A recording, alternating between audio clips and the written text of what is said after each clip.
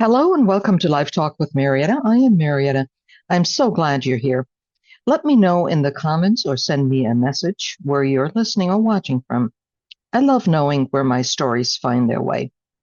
Here I share thoughts, experiences, and stories that touch us, inspire us, and sometimes challenge us. Whether you're in the middle of life or figuring things out anew, you're not alone because we don't have time to get old, only time to grow. So let's take this journey together. And today is about the invisible responsibility, how we treat each other, because it's a silent test of character. That's what it is. And you will also find this and much more articles in our magazine, thehealingmindmagazine.com. I repeat, thehealingmindmagazine.com. So let's get started. Responsibility isn't just about showing up for work, paying bills, or keeping promises.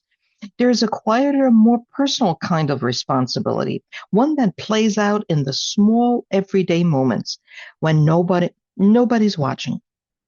How how do we treat people who have no influence on our lives?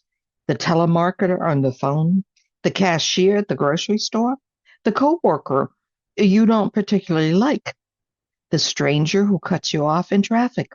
These moments reveal more about us than we often realize.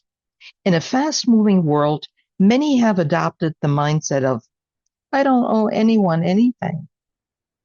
It's a sentiment born out of burnout, disillusionment, and sometimes entitlement. But the truth is, we do owe each other something. Basic decency. The way we speak to one another matters. Words are not weightless. Tone has texture. Expressions linger. Energy is transferred. And we are either contributing to the healing of our world or the hardening of it.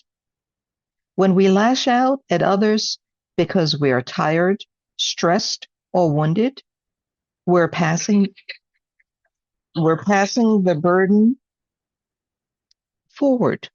When we choose patience over anger or compassion over contempt, we interrupt a cycle and become agents of emotional responsibility. Emotional maturity is not just about managing ourselves. It's about understanding that our behavior is never isolated. It touches lives.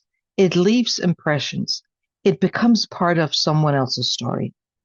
And so, this month, as we explore the theme responsibility, let's start with the most human layer, how we treat one another, not because we have to, but because we can. Let me have your thoughts. Till next time.